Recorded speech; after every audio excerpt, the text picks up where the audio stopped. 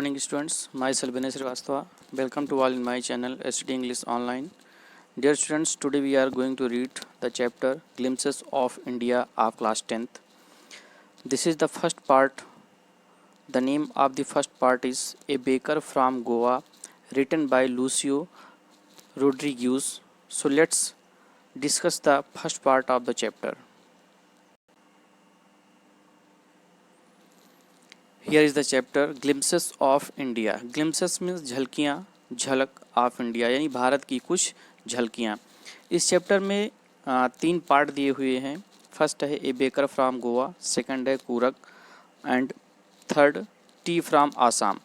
ये 3 पार्ट दिए गए हैं। तो सबसे पहले हमें फर्स्ट पार्ट देखना है ए बेकर फ्रॉम गोवा। सबसे पहले अबाउट द चैप्टर देखते हैं। ये तो डिस्कस इन क्लास यानी क्लास में डिस्कस करने के सेंटेंसेस इसमें दिए गए हैं, फिर भी इन्हें देख लिया जाता है। What images of people and of places come to your mind when you think of our country. जब आप अपने देश के बारे में सोचते हैं तो आपके मन में कौन सी तस्वीरें आती हैं, किसकी तस्वीरें आती हैं? ऑफ पीपल यानी किस प्रकार के लोगों की, और किस प्रकार के प्लेसेस की तस्वीरें आपके मन में आती हैं। What parts of India have you lived in are visited. Bharat के किस हिस्से में आप रह चुके हैं या आप घूम चुके हैं। Can you name some popular tourist destination. क्या आप कुछ पॉपुलर टूरिस्ट डेस्टिनेशन गंतव्य के नाम आप बता सकते हैं। You may know that apart from the British, the Dutch and the French, the Portuguese have also played a part in the history of our country. क्या आपको पता है कि British, Dutch and the French के अलावा भी Portuguese have also played a part in the history of our country. हमारे देश के इतिहास में पुर्तगीज़ ने भी एक रोल अपना प्ले किया हुआ है। कैन यू से which parts of India so French and Portuguese influences. क्या आप बता सकते हैं, कैन यू से क्या आप कह सकते हैं कि भारत का कौन सा हिस्सा फ्रेंच और पुर्तगीज के प्रभाव को शो करता है, दर्शाता है। 4 नंबर है कैन यू से which parts of India grow tea coffee. Bharat का कौन सा वो पार्ट है, कौन सा हिस्सा है जो चाय और कॉफ़ी को उगाता है।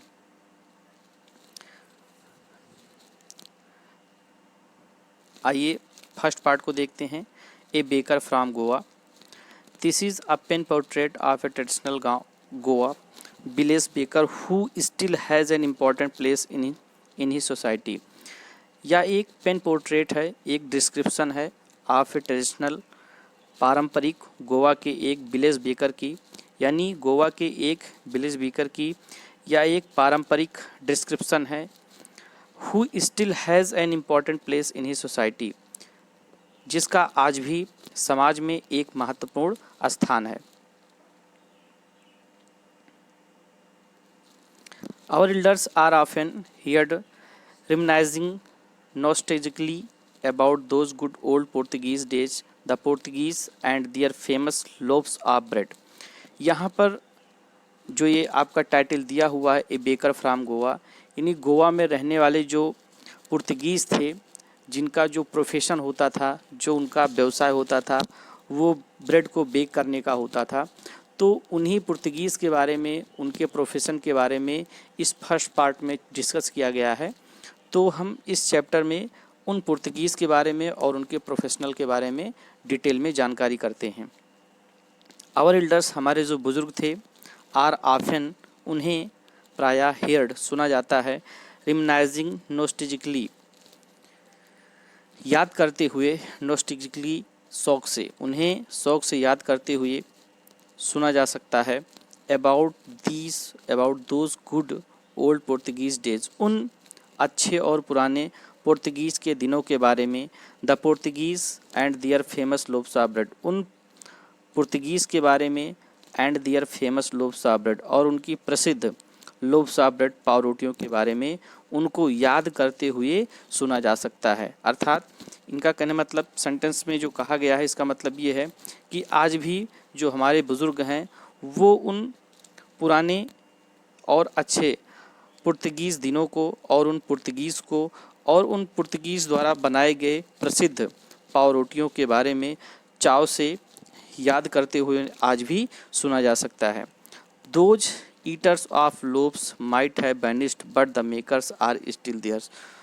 जो पावरोटियों को खाने वाले लोग थे वो शायद आज वैनिश हो चुके हैं, अदृश्य हो चुके हैं, आज नहीं हैं, but the makers are still there, लेकिन जो उसको बनाने वाले थे वो शायद आज भी मौजूद हैं। We still have amongst us the mixture the moulders and those who bake the loaves. आज भी हम उन मिक्सर को, माउल्डर्स को, those who bake the loaves, और उनको देख सकते हैं जो उस पावरोटी को बेक करते हैं। जो पावरोटी बनती थी वो 3 स्टेप्स में बनाई जाती थी। पहले डो को मिक्स किया जाता था। द माउल्डर्स यानी उस डो को जो है माउल्डर यानी जो एक मशीन, जो एक शेप, जो उसको एक नया शेप देती थी, उसमें डाला जाता था। Those who bake the loaves, और उसके बाद पावरोटी को बेक किया जाता था। तो 3 स्टेप्स में पावरोटी को जो है बनाया जाता था। तो वही इसमें दिया गया, we still have amongst us the mixer, यानी आज भी हमारे बीच में वो मिक्सर, वो माउल्डर और उस पावरोटी को बनाने वाले लोग भी मौजूद हैं। Those age old time tested furnace still exist. आज भी वो एज ओल्ड, काफ़ी पुरानी, टाइम टेस्टेड और समय की कसौटी पर खरी उतरने वाली जो फर्नेस थी, जो बेक करने वाली फर्नेस यानी भट्टी थी, आज भी क्या है, एग्जिस्ट यानी आज भी मौजूद है। The fire in the furnace has not yet been extinguished. जो उस भट्टी की जो आग है, has not yet been extinguished, आज भी उसकी आग जो है बुझी नहीं है। The third and jingle of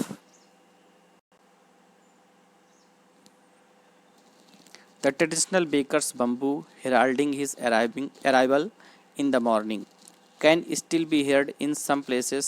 Maybe the father is not alive but the son still carries on the family profession. पारंपरिक बेकर की जो बम्बू की जो ठक ठक की आवाज़ और उसकी जो झनकार थी उसकी आवाज़ आज भी heralding his arriving in the morning, प्रातःकाल अपने आने की हेराल्डिंग करता है, प्रातःकालीन मॉर्निंग में अपने आने की सूचना देता है। यानी सुबह सुबह जब भी बेकर वाला अपने पावरोटी को बेचने के लिए आता था तो वो अपने बम्बू स्टिक को क्या करता था, वो साउंड, उसमें से साउंड निकालता था जिससे ये समझ में आता था कि अब वो आ गया है। Can still be heard in some places, आज भी कहीं कहीं स्थानों पर उसे सुना जा सकता है। May be the father is not alive, हो सकता है उनके जो पिता हों, उनके जो पूर्वज हों, आज जिंदा ना हों, but the son still carries on the family profession, लेकिन उनके जो लड़के हैं आज भी अपने परिवार के उस प्रोफेशन को, उस व्यवसाय को क्या कर रहे हैं, आगे बढ़ा रहे हैं। These bakers are even today known as pader in Goa, आज भी उन बेकर्स को गोवा में पैडर के नाम से जाना जाता है। During our childhood in Goa, Goa में अपने बचपन के समय the baker used to be our friend, जो बेकर होता था वो हमारा फ्रेंड होता था, मित्र होता था, कंपेनियन साथी होता था, एंड गाइड और हमारा मार्गदर्शक भी होता था। He used to come at least twice a day, वो दिन में लगभग कम से कम 2 बार आता था। Once when he set out in the morning on his selling round, एक बार जब वो अपने सामान को, अपने ब्रेड को बेचने के लिए निकलता था। एंड देन अगेन, और फिर दोबारा when he returned after emptying his huge basket, और दोबारा जब उसकी सारी ब्रेड्स सेल हो जाती थी तो फिर ह्यूज बास्केट, अपने उस बड़े से खाली बास्केट को लेकर वापस आता था। इस प्रकार से जो मुलाकात होती थी 2 बार होती थी। The jingling third of his bamboo woke us up from sleep and we ran to meet and greet him, जो उसके बम्बू स्टिक की जो जिंगलिंग की जो आवाज़ रहती थी, ठक ठक की जो आवाज़ होती थी, उससे हम लोग नींद से जाग जाया करते थे। And we ran to meet and greet him, और हम लोग उससे मिलने के लिए जाते थे। एंड ग्रीट हिम, और उसका स्वागत करने के लिए जाते थे। वाई वाज इट सो, ऐसा क्यों था। Was it for the love of the loaf, क्या हमें उस लोफ, उस पाव रोटी से प्रेम था। नॉट एट ऑल, बिल्कुल भी नहीं। The loaves were bought by some Paskin or Bastin the maid servant of the house, जो पावरोटियाँ होती थी उसे were bought, the loaves were bought by, जो पावरोटियाँ होती थी उसे पास्टिन या बास्टिन जो घर की मेड सर्वेंट होती थी उनके द्वारा बाट किया जाता था, उनके द्वारा खरीदा जाता था। What we longed for were those bread bangles were which we choose carefully, हमारी जो चाहत होती थी, व्हाट वी लॉन्ग्ड फॉर, हमारी जो चाहत होती थी, दोज ब्रेड बेंगल्स, उन ब्रेड बेंगल्स की होती थी, व्हिच वी चूज केयरफुल्ली, जिसे हम बहुत सावधानी पूर्वक चुनते थे। Sometimes it was sweet bread of special में, कभी कभार इट वाज स्वीट ब्रेड, ये बहुत ही स्वीट ब्रेड होती थी जिसे विशेष प्रकार से बनाया जाता था। The baker made his musical entry on the scene with the jhang jhang sound of his specially made bamboo staff, जो the baker made his musical entry on the scene, उस सीन में, उस दृश्य में जो बेकर होते थे उनकी जो एंट्री होती थी वो म्यूजिकल एंट्री होती थी with the jhang Zheng, Zheng Zheng की आवाज़, sound of his specially made bamboo staff, जो कि बांस के स्टिक से विशेष प्रकार से बनाई जाती थी जिसमें से झेंग झेंग की आवाज़ निकलती थी। तो इस प्रकार से उसको बजाते हुए वो आता था, इस प्रकार से उसकी जो एंट्री होती थी वो म्यूजिकल एंट्री होती थी। One hand supported the basket on his head and the other bang the bamboo on the ground, किस प्रकार वो आता था, उसका one hand supported the basket, एक हाथ से वो अपनी टोकरी को सपोर्ट किए रहता था जिसे वो अपने सर पर रखता था, एंड द अदर, और जो दूसरा हाथ होता था, bang the bamboo on the ground, दूसरे हाथ से उस स्टिक को लिए रहता था जिसे वो उस बैंग को क्या करता था, उस स्टिक के सहारे उसको जमीन पर, and the other bang the bamboo on the ground, और दूसरे को क्या करता था, जमीन पर पटक देता था। He would greet the lady of the house with good morning, वो घर की जो लेडी होती थी, महिला होती थी, वो उनका जो अभिवादन करता था वो उनका अभिवादन गुड मॉर्निंग से करता था। And then place his basket on the vertical bamboo, और फिर वो अपने बास्केट को, अपनी टोकरी को उस वर्टिकल बम्बू के सहारे प्लेस कर देता था, मीन्स रख देता था।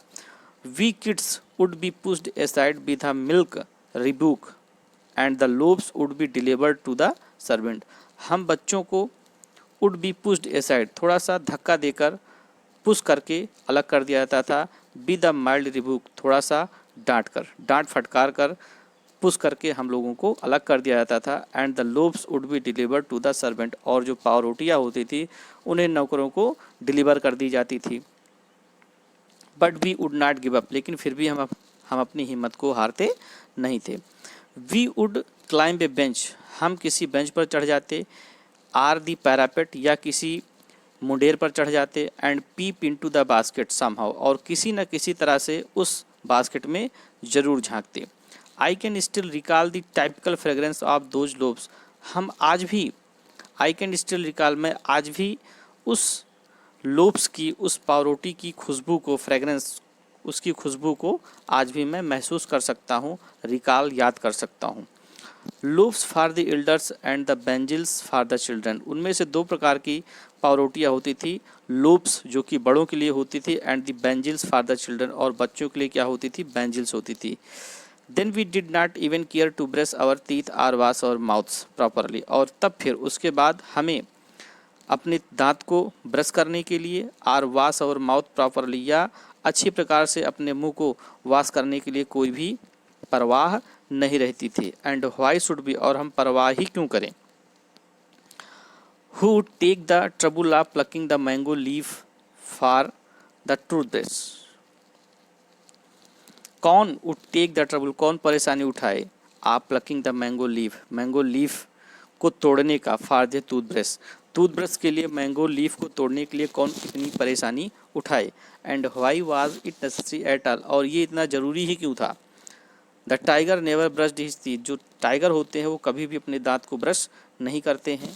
Hot T could wash and clean up everything so nicely after all, जो गर्म चाय होती है, हॉट टी कुड वॉश, जो गरम चाय होती है वो हर चीज़ को बहुत ही अच्छी तरह से वॉश कर देती है, एंड क्लीन, और उसे साफ कर देती है।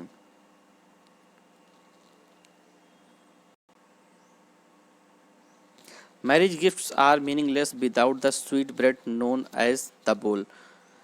मैरिज गिफ्ट जो होते हैं वो बिना स्वीट ब्रेड के बिल्कुल मीनिंगलेस होते थे एज द बोल, जिसे बोल के नाम से जाना जाता है। Just as a party or a feast loses its charm without bread. जिस प्रकार से किसी पार्टी में या किसी फीस्ट, किसी दावत में बिना ब्रेड के लूजेज इट्स चार्म, वो अपने चार्म को, अपने आकर्षण को क्या कर देता है, खो देता है। कौन? कोई पार्टी या कोई फीस्ट, कोई दावत में अगर ब्रेड ना हो तो वो अपने आकर्षण को क्या कर देता है, खो देता है।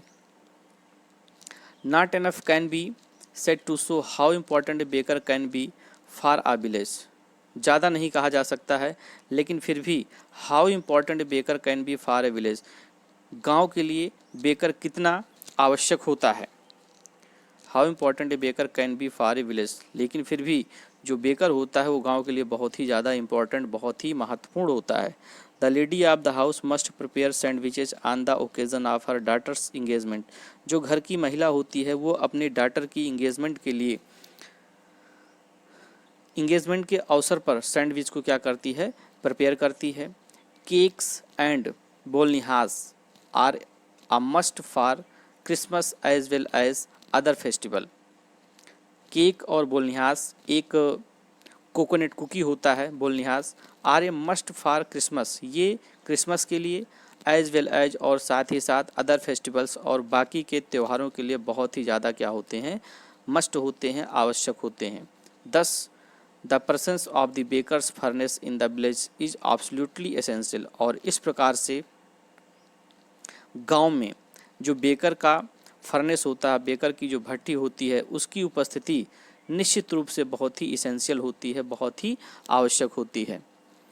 The baker or bread seller of those days had a peculiar dress known as the kabai. The baker या bread seller of those days, उन दिनों के जो बेकर होते थे या ब्रेड सेलर होते थे, हैड अ पेकुलर ड्रेस, उनका एक विशेष प्रकार का ड्रेस होता था जिसे कबई के नाम से जाना जाता है। It was a single piece long frock, ये एक सिंगल पीस लॉन्ग फ्रॉक होता था जो reaching down to the knees, जो घुटनों के नीचे तक जाता था। In our childhood we saw bakers wearing a shirt and trousers. अपने बचपन में हम सब लोग बेकर्स को शर्ट और ट्राउजर्स को पहने हुए देखते थे। Which wear shorter than full length, जो फुल पैंट से थोड़ा छोटा होता था, and longer than half pants, और हाफ पैंट से थोड़ा बड़ा होता था। इवन टुडे, आज भी, anyone who wears a half pant, आज भी अगर कोई इंसान हाफ पैंट पहनता है, which reaches just below the knees, जो लगभग घुटनों के नीचे तक जाता है, इनवाइट्स द कमेंट, उसे बहुत सारे कमेंट्स मिलते हैं, that he is dressed like a pader, जैसे कि उसको जो कमेंट मिलता था, he is dressed like a pader, उसका जो ड्रेसिंग है, उसका जो पहनावा हो किसकी तरह है, लाइक ए पेडर, पेडर की तरह उसका पहनावा, इस प्रकार के उसको कमेंट मिलते थे। The baker usually collected his bills at the end of the month, जो बेकर होते थे साधारण रूप से वो अपने बिल को महीने के अंत में क्या करते थे, कलेक्ट करते थे। Monthly accounts used to be recorded on some wall in pencil, जो मंथली अकाउंट होता था उसे किसी पेंसिल द्वारा दीवार में क्या किया जाता था, रिकॉर्ड किया जाता था, मीन्स लिखा जाता था याद करने के लिए। Baking was indeed a profitable profession in old days, जो बेकिंग था वाज इंडीड, वास्तव में एक प्रॉफिटेबल, एक लाभकारी प्रोफेशन था इन ओल्ड डेज, पुराने दिनों में। पुराने दिनों में जो बेकिंग था वास्तव में एक लाभदायक व्यवसाय था। The baker and his family never starved, जो बेकर थे और उनका जो परिवार था कभी भूखों नहीं मरते थे, कभी भूखे नहीं रहते थे। He his family and his servants always looked happy and prosperous, he यानी वो बेकर, हिज फैमिली यानी बेकर का परिवार, एंड हिज सर्वेंट्स और उनके जो नौकर होते थे, ऑलवेज लुक्ड हैप्पी हमेशा खुश दिखाई पड़ते थे, एंड प्रॉस्परस और हमेशा खुशहाल समृद्ध दिखाई पड़ते थे। Their plump physique was an open testimony to this, उनका जो प्लम्प फिजिक होता था, उनका जो मोटा शरीर होता था, प्लम्प फिजिक मोटे शरीर होते थे, वाज एन ओपन टेस्टिमनी एक खुला सबूत होते थे, इसके लिए यानी प्रॉस्पर्टी के लिए, समृद्धि के लिए उनका जो मोटा शरीर होता था, इसके लिए उनका एक खुला सबूत होते थे। Even today any person with a jackfruit like physical appearance is easily compare to a baker. यहाँ तक कि आज भी एनी पर्सन, अगर कोई इंसान with a jackfruit like physical, अगर उसकी जो बनावट है, उसका जो शारीरिक बनावट है, अगर वो कटहल की तरह दिखता है, is easily compare to a baker, तो उसे आसानी से एक बेकर से कंपेयर किया जाता है।